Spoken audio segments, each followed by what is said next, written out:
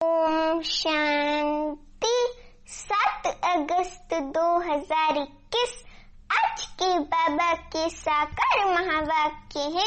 आज बाबा समझाते हैं, मीठे बच्चे सबको यही पैगाम दो कि देह सहित देह के सब धर्मों को भूल अपने को आत्मा समझो तो सब दुख दूर हो जाएंगे ना। अभी प्रश्न है, तुम बच्चों को किस बात में फॉलो फादर करना है? उत्तर है, जैसे इस ब्रह्मा ने अपना सब कुछ ईश्वर अर्पण कर दिया ना। ब्रह्मा बाबा ने बाबा के ऊपर सब कुछ समर्पित कर दिया। पूरा ट्रस्टी बना। ऐसे ट्रस्टी बनकर रहो, माना निमित्त बन के रहो। घर बार संभालो तो भी कुछ भी अपना नहीं समझना, सब बाबा का है। मैं केवल निमित्त मात्र ट्रस्टी हूँ। ट्रस्टी वो होता है जो केवल बीच में होता है संभालने के लिए। कभी भी उल्टा सुल्टा खर्चा कर पाप आत्माओं को नहीं देना। अपना सब कुछ ईश्वरीय सेवा में लगाओ। पूरा ट्रस्टी बनो। बाप की श्रीमत पर चलते रहो, क्योंकि जब हम श्रीमत पे चलेंगे तो माया भी हमारा कुछ नहीं बिगाड़ पाएगी। जब हम श्रीमत की लकीर के अंदर रहेंगे तो रावण भी नहीं आ पाएगा। बाप देखते हैं कौन बच्चा कितना श्रीमत पर चलता है। बाबा ये भी देखते हैं। अभी गीत है, तू प्यार का सागर है, तू प्यार का सागर है, तेरी एक बूंद के प्यासे हम, तेरी एक बूंद के प्यासे हम, तू प्यार का सागर है, तू प्यार का सागर है, तेरी एक बूंद के प्यासे हम, तेरी एक बूंद के प्यासे हम, तू प्यार का सागर है, तू प्यार का सागर है, तेरी एक बूंद के प्यासे हम, तेरी एक बूंद के प्यासे हम, तू प्यार का सागर है, तू प्यार का सागर है, तेरी एक बूंद के प्यासे हम, तेरी एक बूंद के प्यासे हम, तू प्यार का सागर है, तू प्यार का सागर है। ओम शांति। बच्चों ने गीत सुना ना बच्चों ने गीत। कहते हैं, बाबा हम कहाँ से आए, अब कब आए, फिर वापस जाने की राह कैसे भूले। ये ड्रामा कानों में समझा दीजिए। बच्चे कहते हैं ना, ये ड्रामा कानों में समझा दीजिए। हम कौन है, कहाँ से आए, फिर कहाँ चले गए। एक ज्ञान की बूंद तो दे दो, क्योंकि ज्ञान सागर है ना। बाबा गीत का अर्थ समझा रहे हैं। बाबा कह रहे हैं, एक ज्ञान की बूंद तो दे दो, क्योंकि ज्ञान सागर है ना। अभी बच्चे जानते हैं हम आत्माएं कहाँ की रहने वाली हैं। हम परम धाम की रहने वाली हैं। फिर बाप को और अपने स्वर्ग को कैसे भूलें और कैसे आकर यहाँ दुखी हुए। ये राज कानों में सुनाओ। अब बाप ज्ञान का सागर भी है, पवित्रता का सागर भी है। बाबा हमें पवित्रता पे अटेंशन दिला रहे हैं। बाबा कह रहे हैं, बाबा ज्ञान का भी सागर है तो पवित्रता का सागर भी है, प्रेम का सागर भी है, शांति का, सुख और संपत्ति का सागर भी है। सर्व गुणों का सागर है बाबा, समझे। अभी बेहद के बाप द्वारा ये सब बातें समझते हैं। आदि में कहाँ से आए, फिर मध्य में क्या हुआ, जो हम रास्ता भूल दुखी हुए।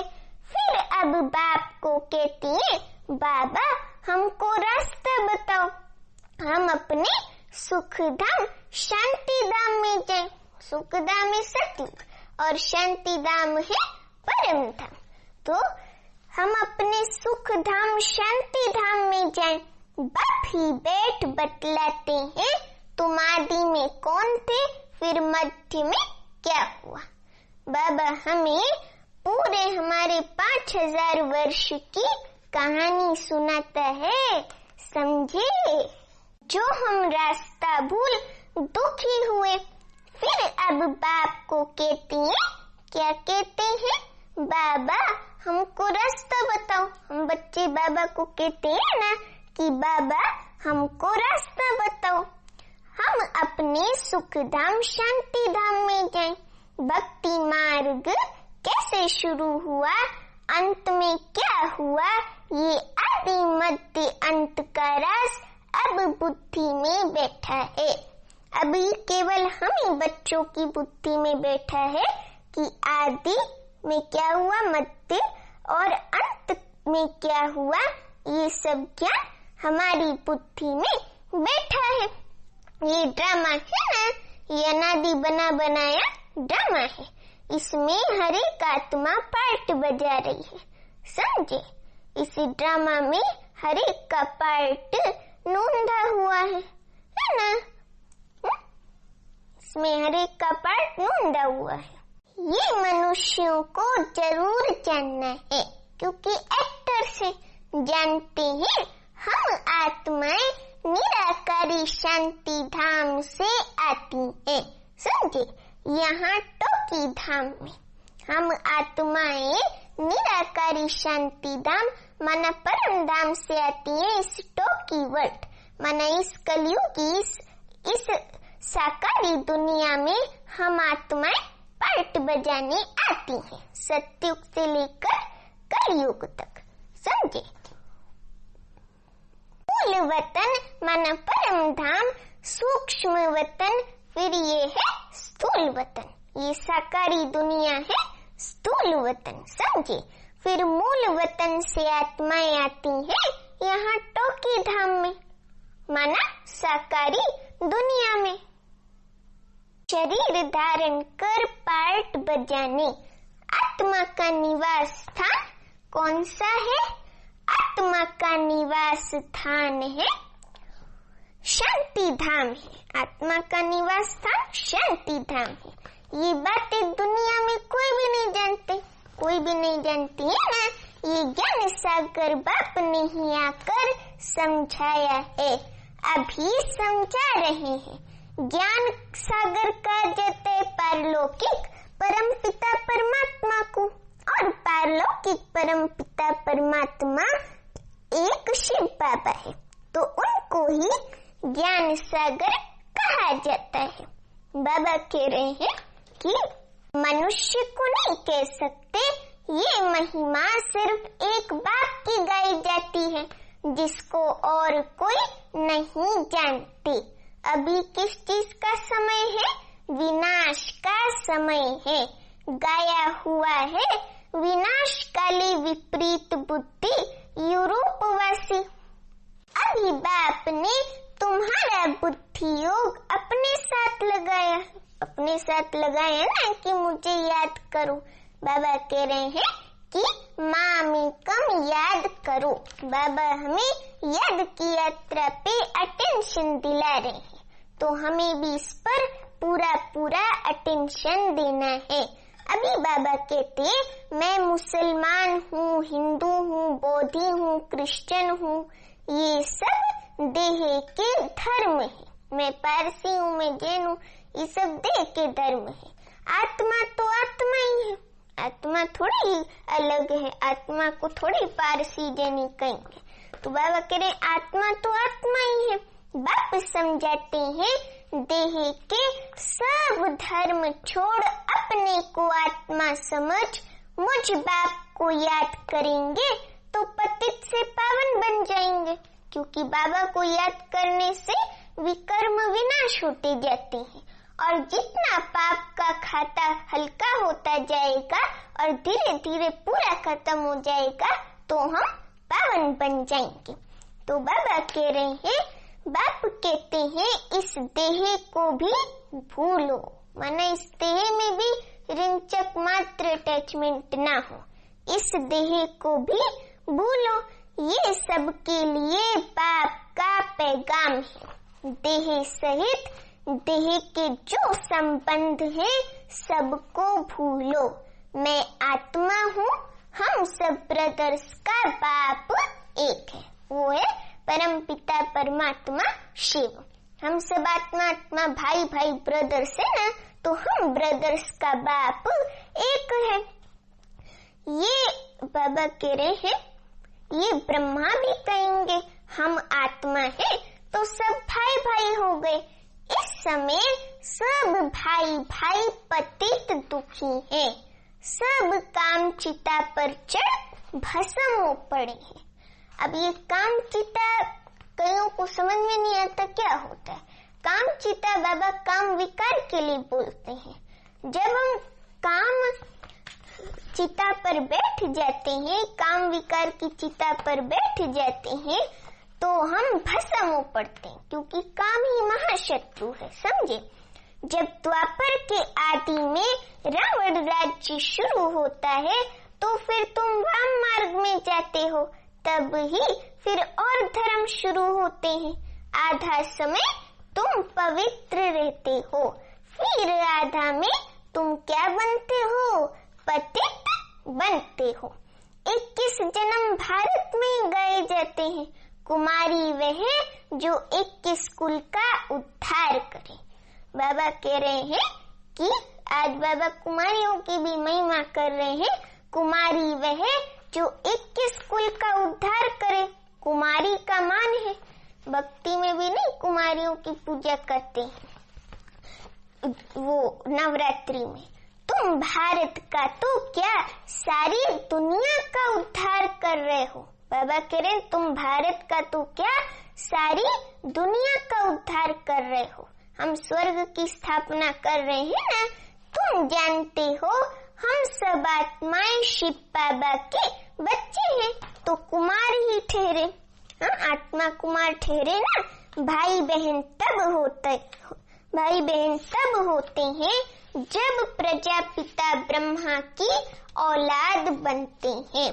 भाई बहन तो तब हो गए जब ब्रह्मा मुख वंशावली ब्रह्मा कुमारी हो गए। लेकिन शिव वंशी में हम सब भाई भाई हैं। ये तुम बच्चों को ज्ञान है और किसको थोड़ा ही ज्ञान है। हम आत्माएं सब भाई भाई हैं। सब बाप को पुकारते हैं, हे पतित पावन आओ, यहाँ रावण राज्य से दुख से हमको लिबरेट करो, ऐसे कहते हैं ना। फिर हमारा गाइड बन हमको वापस ले चलो, माना हमारे घर शांति धाम हमको वापस ले चलो। तो बाबा कह रहे हैं कि हमारे दुख हरो और सुख दो। ऐसे हम आत्माएं बाबा को पुकारती हैं कि हमारे दुख हरो और सुख दो। अभी तुम समझते हो बरोबर बाबा आया हुआ है, हमको इस कलयुगी रावण राज्य से छुड़ाए साथ ले चलेंगे। बाप जानते हैं सभी आत्माएं पतित हैं, इसलिए शरीर भी पतित है। बाबा कह रहे हैं कि सभी आत्माएं पतित हैं, इसलिए शरीर भी पतित है। आत्मा को ही पावन बनाकर ले जाते हैं कहाँ? निर्वाण धाम में।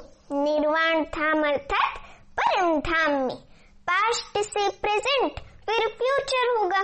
फ्यूचर में हम देवी देवता बनेंगे। आदि मध्य अंत फिर आदि, क्योंकि ये ड्रामा रिपीट होता है तो आदि मध्य अंत, फिर अंत के बाद फिर से आदि आएगा। तो बाबा कह रहे सतयुग आदि कलयुग अंत, फिर फ्यूचर होगा सतयुग। ये तो सहज है ना। अच्छा, बीच में क्या हुआ? हम कैसे गिरे? हम पावन देवता थे, फिर पावन से पतित कैसे बने? अभी तुम समझते हो। बाबा कह रहे अभी तुम समझते हो। बाप समझाते हैं जब रावण राज्य शुरू होता है तब तुम पतित बनते हो। द्वापर से 63 जन्मों से जब से रावण राज्य शुरू होता है तो हम पतित बनते हैं। समझे? बाबा कह रहे अब फिर तुमको भविष्य देवता बनाने आया हूँ। अब फिर से बाबा हमको भविष्य में लक्ष्मी नारायण बनाने के लिए आया है। तो हमें पुरुषार्थ करके जल्दी से लक्ष्मी नारायण बन जाना चाहिए और इस भारत पे सतयुग की दुनिया स्थापन करनी चाहिए। इसमें डिफिकल्टी की कोई बात नहीं।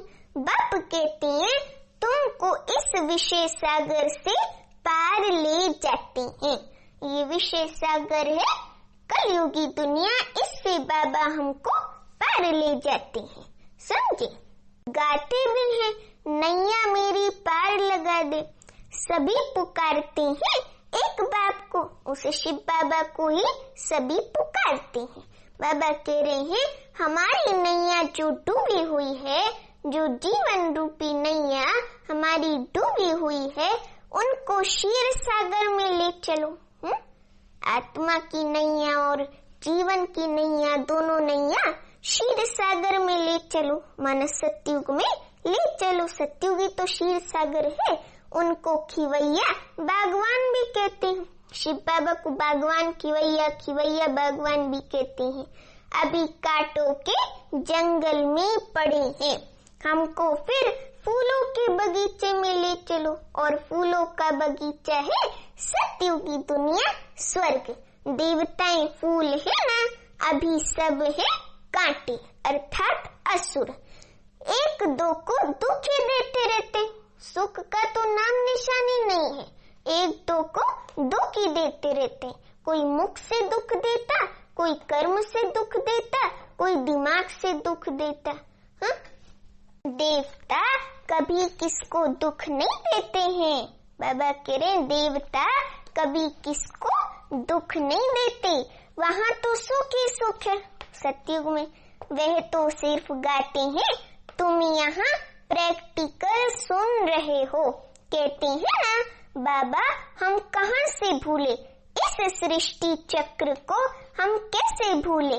सतयुग त्रेता में ये नहीं जानते, क्योंकि वहाँ तो हम सुखी थे। फिर दुखी कब हुए? जब रावण राज्य शुरू हुआ। बाबा आंसर कर रहे हैं जब रावण राज्य शुरू हुआ। भारतवासी रावण को जलाते ही रहते हैं। हर वर्ष रावण की एफिजी बनाकर रावण को जलाते ही रहते हैं, लेकिन अर्थ कुछ नहीं समझते हैं। तो बाबा कह रहे हैं कि भारतवासी रावण को जलाते रहते हैं, जलाते हैं ना, जब तक उनका विनाश नहीं हुआ है। फिर सतयुग में थोड़े हर वर्ष जलाएंगे, क्योंकि सतयुग में तो ये रावण दुश्मन होगा ही नहीं। रावण माना 5 विकार रूपी दुश्मन तो होगा ही नहीं, तो वहाँ क्यों जलाएंगे? वहाँ तो नहीं जलाएंगे रावण को हर वर्ष। ये है भक्ति मार्ग। अभी रावण का राज्य खलास होना है। भक्ति मार्ग में रावण को हर वर्ष जलाते हैं, परंतु मरता ही नहीं है। 5 विकार थोड़े ही मरते हैं, परंतु मरता ही नहीं है। अभी रावण तुम्हारे आगे जैसे मर गया। तुम जानते हो रावण राज्य अब खत्म होना है। 5 भूतों का सिर काटा जाता है।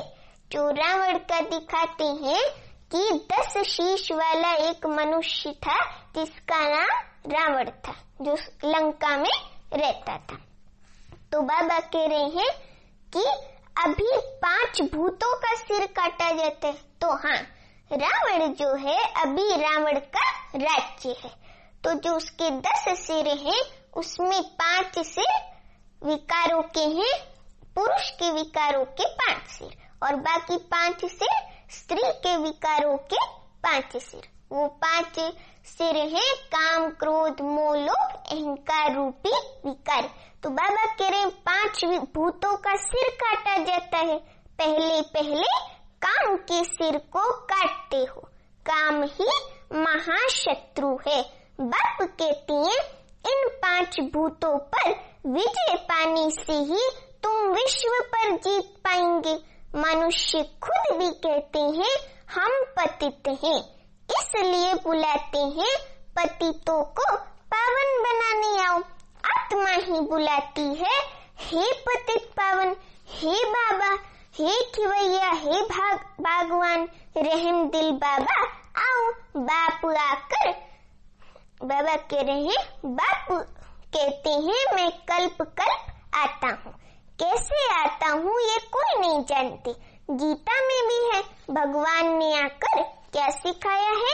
राजयोग सिखाया है। गीता में है ना। परंतु भगवान कौन है, कब आया, ये किसको पता नहीं है। गीता को तो खंडन कर दिया है, कृष्ण को द्वापर में ले गए। अब भाई कृष्ण सतयुग का प्रिंस है तो वो द्वापर युग में थोड़ी ही आएगा और वहाँ पे कंस थोड़ी ही होगा। तो कुछ भी समझते नहीं है, बस मन गढ़ंत कहानियां बना देते हैं कुछ भी। द्वापर के बाद तो दुनिया और ही पतित होती है। तो द्वापर में कृष्ण ने आकर क्या किया? मनुष्य तो कुछ भी समझते नहीं, बिल्कुल अनराइटियस है। सतयुग में होते हैं राइटियस, तुम अभी अनराइटियस से राइटियस बनते हो। बाप समझाते हैं तुम ही संपूर्ण निर्विकारी पूज्य थे सतयुग में, तुम ही अब विकारी पुजारी बने हो। आप ही पूज्य, आप ही पुजारी बनते हो। हाँ, पहले हम आप ही पूज्य लक्ष्मी नारायण थे, फिर आप ही पुजारी द्वापर से बनते हैं। पहले तुम पूज्य थे 21 जन्म तक, फिर पुजारी बने हो 63 जन्मों से। बाबा कह रहे सतयुग में 8 जन्म, फिर त्रेता में 12 जन्म लेते हो। बाप ही बतलाते हैं तुम पतित कैसे बने हो, कब से गिरे हो। ये सृष्टि चक्र फिरता ही रहता है। सारे वर्ल्ड की हिस्ट्री, ज्योग्राफी, आदि मध्य अंत का राज बच्चों को बाप बैठ समझाते हैं। सब एक रस तो नहीं समझेंगे, नंबरवार ही समझते हैं।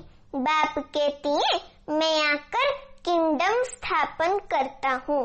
किंगडम सतयुग की राजाई को बाबा स्थापन करता है।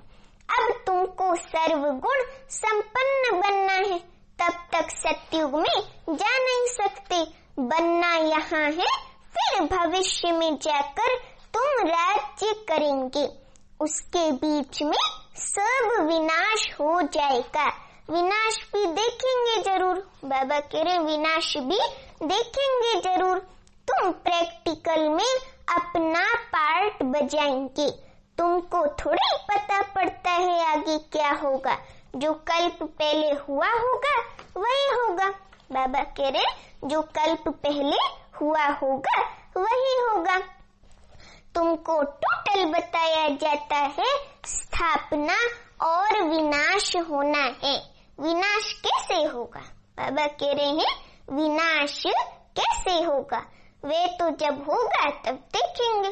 बाबा भी हमें कह रहे हैं कि वह तो जब होगा तब देखेंगे। दिव्य दृष्टि से विनाश तो देखा है, आगे चल प्रैक्टिकल भी देखेंगे। बाबा कह रहे कि दिव्य दृष्टि से तो देखा हुआ है, पहले कई यज्ञवत्सों ने देखा था ना, लेकिन आगे चल प्रैक्टिकल भी देखेंगे। स्थापना का भी साक्षात्कार दिव्य दृष्टि से किया है और प्रैक्टिकल में भी देखेंगे, है ना। बाबा कह रहे हैं कि स्थापना का भी किया है साक्षात्कार और प्रैक्टिकल भी देखेंगे। बाकी जास्ती ध्यान में जाना भी ठीक नहीं है, फिर वैकुंठ में जाकर डांस करने लग पड़ते हैं। न ज्ञान, न योग, दोनों से वंचित हो जाते हैं। ध्यान में जाने की कोई दरकार नहीं। बाबा कह रहे ध्यान में जाने की कोई दरकार नहीं। यह तो भोग सिर्फ लगाया जाता है। तुम ब्राह्मण वहाँ जाते हो, देवताओं और ब्राह्मणों की क्या लगती है, महफिल लगती है। यहाँ तुम पियर घर में बैठे हो, फिर तुमको लायक बनाया जाता है विष्णुपुरी जाने के लिए। बाबा कह रहे हैं फिर तुमको लायक बनाया जाता है विष्णुपुरी माने सत्युग जाने के लिए। कन्या की जब सगाई करते हैं तो उनको समझाया जाता है ससुर घर में कैसे चलना है, खाना कैसे बनाना है, वो सब सिखाते हैं ना। पहले सबसे प्यार से चलना, झगड़ा नहीं करना, ये भी हूबहू ऐसे है। बाप कहती है तुमको सर्व गुण संपन्न 16 कला संपूर्ण यहाँ बनना है। यही संगम युग में बनेंगे तो यहाँ के संस्कार आत्मा में रिकॉर्ड होंगे और फिर उसी अनुसार सतयुग में पद भी मिलेगा। तो बाबा कह रहे हैं स्वर्ग में ये लड़ाई झगड़े आदि होते नहीं। कहते हैं अभी तुम विष्णुपुरी ससुर घर जाते हो, वहाँ है महान वैष्णव। उन जैसे वैष्णव सृष्टि पर होते नहीं। देवी देवताओं जैसे वैष्णव सृष्टि पर होते नहीं। वैष्णव देवताएं विकारों में थोड़े ही जाते हैं। विकार है हिंसा। बाबा कह रहे विकार है हिंसा। विकार सूक्ष्म रूप से हिंसा है। तो जब हम वहाँ अहिंसा परमो धर्म बनते हैं तो अहिंसा हमें लगता है कि केवल स्थूल अहिंसा के लिए बाबा बोलते हैं, लेकिन सूक्ष्म में संस्कारों के स्वभाव की भी अहिंसा हो, ये बाबा कहते हैं। विकार की भी अहिंसा हो। कहा जाता है अहिंसा परमो देवी देवता धर्म। अभी तुम जानते हो हम पियर घर में बैठे हैं, अभी हमको विष्णुपुरी में जाना है। जानते हो वहाँ बहुत सुख होता है, सतयुग में बहुत सुख होता है। शादी के पहले कन्या फटा हुआ कपड़ा पहनती है जिसको वनवाह कहते हैं। शादी के पहले नहीं वनवाह होता है तो उसमें पूरी तरह से वनवाह करते हैं, वो हल्दी वगैरह लगाती हैं। तो बाबा कह रहे हैं कि कन्या फटे हुए कपड़े पहनती है जिसको वनवाह कहते हैं। तुम्हारे पास भी अभी क्या है, कुछ भी नहीं। ये तो ठिक्कर भित्तर है। यहाँ तुमको ये दुनिया तो ठिक्कर भित्तर है। कलयुगी दुनिया के लिए बाबा कह रहे ये तो ठिक्कर भित्तर है। यहाँ तुमको कोई भी जेवर आदि पहनने की दरकार नहीं है, क्योंकि बाबा कह रहे इसलिए क्योंकि जेवर आदि पहनने से लोगों की दृष्टि वृत्ति जाती है। तो बाबा हमारी पवित्रता की भी रक्षा करते हैं। इसलिए बाबा कह रहे तुम्हें यहाँ जेवर आदि पहनने की दरकार नहीं, परंतु कहते हैं गृहस्थ में रहना है, शादी आदि में जाना पड़ता है तो जेवर आदि भले पहनो तब तो ठीक है, लेकिन आश्रम में पहन के नहीं आना। मना नहीं है, नहीं तो कहेंगे विधवा जेवर नहीं पहनती है, नाम बदनाम होगा। तब बाबा कहते हैं नाम बदनाम नहीं करना है, कुछ भी पहनो लेकिन अपने को आत्मा समझ पाप को याद करो। जाओ भल कहाँ भी, ये मंत्र याद रखो, ये मन मना भव का मंत्र याद रखो। ये परीक्षा लो, हम याद में रहते हैं। यहाँ हम जाते हैं बाबा के डायरेक्शन से, उनके साथ भी तोड़ निभाना है। बाबा कह रहे वो लौकिक संबंधी है ना, उनके साथ भी तोड़ निभाना है, परंतु हथ काटे दिल याटे। हथ काटे का बाबा ने मीनिंग भी बताया। ये एक सिंधी कहावत है जो बाबा मुरलियों में याद करते हैं। हथ काटे दिल याटे, इसका अर्थ है हाथों से काम करते रहो, लेकिन दिल में एक माशूक शिव बाबा को याद करते रहना, इसको कर्म योग कहते। तो हथ काटे दिल याटे, माना हम हाथों से कर्म कर रहे हैं। हाँ, कर्म क्षेत्र में आत्मा है तो कर्म तो करना ही पड़ता है, तो कर्म क्षेत्र में कर्म करो, लेकिन हथ काटे दिल याटे, दिल से बाबा को निरंतर आशिक बन के उस माशूक को याद करते रहो। तो बाबा कह रहे तो समझेंगे यह मजबूत है। जेवर आदि पहन शादी पर भल जाओ, इकट्ठे रहो लेकिन महावीर बनना है। बाबा कहते शादी में जेवर आदि पहन भल जाओ, इकट्ठे रहो लेकिन महावीर बनना है, पुरुषार्थ से महावीर बनना है। सन्यासियों का भी दिखाते हैं ना, गुरु ने वैश्य पास भेज दिया, सर्प के पास भेज दिया। जो बहादुरी से पास हो दिखाते हैं उनको महावीर कहा जाता है। बाप की याद में रहेंगे तो फिर कोई कर्मेंद्रियों से चंचलता नहीं होगी, क्योंकि बाबा की याद से कर्म योग होता है, निरंतर याद से, तो फिर कर्मेंद्री कोई भी चंचलता नहीं करेगी। बाप को भूले तो कर्मेंद्रियां चंचल होंगी। विश्व के तुम मालिक बनते हो। हमें कितना नशा लेना चाहिए, ये कम बात है क्या?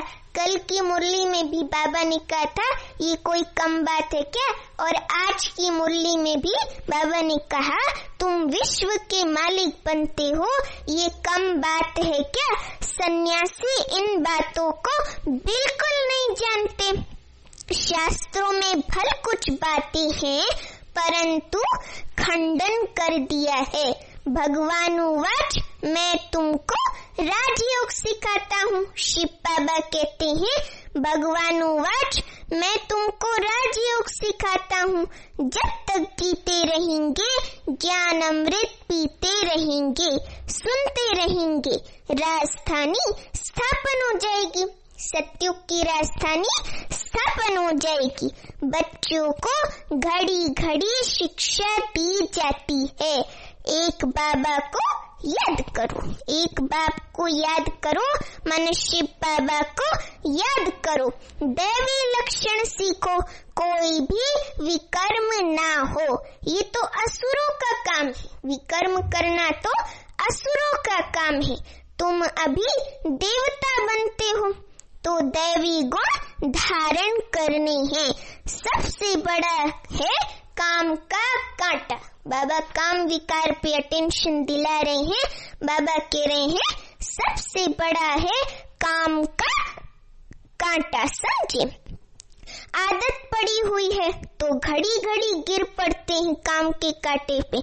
माया चमाट मार फांग कर देती है, माया चमाट मार फांग कर देती है। समझे, तब गाया जाता है। बाबा ने कहावत को याद किया है। कहावत है आश्चर्यवत सुनंती कथंती फिर फारकती देवंती भागंती। अभी तुम एक बाप के बने हो, कहते भी हो ये सब कुछ ईश्वर का दिया हुआ है, तो तुम ट्रस्टी बन जाते हो। ये सब उनका है, मनुष्य बाबा का है। हमको उनकी श्रीमत पर चलना है। बाप भी देखते हैं हमको सब कुछ अर्पण कर फिर हमारी श्रीमत पर कैसे चलते हैं। बाबा भी देखते हैं ना, कोई उल्टा सुल्टा खर्चा कर पापात्माओं को तो नहीं देते हैं। शुरू में इस ब्रह्मा ने भी ट्रस्टी हो दिखलाया ना, सब कुछ ईश्वर अर्पण कर खुद ट्रस्टी बन गया। ब्रह्मा बाबा को कभी भी किसी चीज का अहंकार नहीं हुआ, मैं संस्था चला रहा हूँ, मैं ये कर रहा हूँ, नहीं, बाबा कर रहा है। ये ब्रह्मा बाबा की निरहंकारिता की निशानी थी। कभी भी मैंपन नहीं आया, सब कुछ ईश्वर अर्पण कर खुद ट्रस्टी बन गया। बस किसको भी कुछ नहीं दिया, ईश्वर के अर्थ किया तो ईश्वर के काम में ही लगना है। शरीर निर्वाह भी तो होता था ना, जो कुछ था सब सर्विस में लगा दिया। इनको देख फिर दूसरों ने भी ऐसा किया, भट्टी बन गई। भट्टी नहीं बनती तो इतने बच्चे होशियार कैसे होते, मन दादियाँ होशियार कैसे होती, सर्विस कैसे करती। सर्विस के लिए पाकिस्तान में सीखे, फिर यहाँ आकर सीखे। जब समझाने लायक बने तब बाहर निकले, माने तब सर्विस पर जाएं। अभी तो देखो कितनी प्रदर्शनी आदि करते हैं ना, बड़ों को निमंत्रण देते हैं। इस ज्ञान यज्ञ में विघ्न भी अनेक प्रकार के पड़ेंगे, विघ्नों से डरना नहीं। अबलाओं पर कितने अत्याचार होते हैं। बाप कहते हैं यो पल में रहे उन्हों को समझाओ मनसा द्वारा। भगवान बाप के भी बच्चे बनकर फिर बाप को भूल जाते हो, माया के बन जाते हो। ये भी हार जीत की कुश्ती है। माया से हार जीत की कुश्ती है, परंतु बॉक्सिंग मुआफिक है ना। माया घूंसा लगाती है तो फां हो जाते हैं। बाप कहते हैं माया से कभी हारना नहीं। बाबा कह रहे माया से कभी हारना नहीं है। पवित्र रहेंगे तो विश्व के मालिक बनेंगे। कितनी बड़ी आमदनी है। अगर पूरा पुरुषार्थ नहीं करेंगे तो जाकर दास दासी बनेंगे। राजधानी सारी यहाँ ही स्थापन हो रही है, यही स्थापन हो रही है ना। अभी बाबा कह रहे अच्छा मीठे मीठे सीखी लदे बच्चों प्रति माता पिता बाप दादा का याद प्यार, गुड मॉर्निंग और मीठे मीठे सीखी लदे बच्चों प्रति माता पिता बाप दादा का याद प्यार और गुड मॉर्निंग। रूहानी बाप की रूहानी बच्चों को नमस्ते। हम रूहानी बच्चों की रूहानी माता पिता बाप दादा को याद प्यार, गुड मॉर्निंग और नमस्ते। अभी धारणा के लिए मुख्य सार पहली पॉइंट, जब तक जीना है ज्ञान अमृत पीते रहना है। महावीर बन माया की बॉक्सिंग में विजयी बनना है। सबके साथ तोड़ निभाते दिल एक बाप में रखनी है, समझे, किसी देहधारी में नहीं रखनी है। दूसरा, विघ्नों से डरना नहीं है। सर्विस में अपना सब कुछ सफल करना है। ईश्वर अर्पण कर ट्रस्टी बन रहना है। कुछ भी उल्टे सुलटे कार्य में नहीं लगाना है। अभी आज का वरदान बहुत ही अच्छा है। डबल लाइट बन कर्मातीत अवस्था का अनुभव करने वाले कर्म योगी भव। डबल लाइट बन कर्मातीत अवस्था का अनुभव करने वाले कर्म योगी भव। अभी वरदान का एक्सप्लेनेशन, जैसे कर्म में आना स्वाभाविक हो गया है, आत्मा का संस्कार बन जाता है ना जन्म लेने के बाद, वैसे कर्मातीत होना भी स्वाभाविक हो जाए, माना अपना एक संस्कार बन जाए जीवन का। इसके लिए डबल लाइट रहो। डबल लाइट रहने के लिए कर्म करते हुए स्वयं को ट्रस्टी समझो और आत्मिक स्थिति में रहने का अभ्यास करो। इन्हीं दो बातों का अटेंशन रखने से सेकंड में कर्मातीत, सेकंड में कर्मयोगी बन जाएंगे। समझे, निमित्त मात्र कर्म करने के लिए कर्मयोगी बनो, फिर कर्मातीत अवस्था का अनुभव करो। अभी स्लोगन है, जिनकी दिल बड़ी है उनके लिए असंभव कार्य भी संभव हो जाते हैं। जिनकी दिल बड़ी है, माना जिनके दिल में क्षमा भाव है, हर एक के लिए दिल बड़ी है, उनके लिए असंभव कार्य भी संभव हो जाते हैं। तो ये थी आज की बाबा की 7 अगस्त की साकार मुरली। इसे हमें अपने जीवन में संस्कार बनाकर धारण करना है। बाबा ने बोला ना, जैसे कर्म स्वाभाविक है ऐसे कर्मातीत बनना भी स्वाभाविक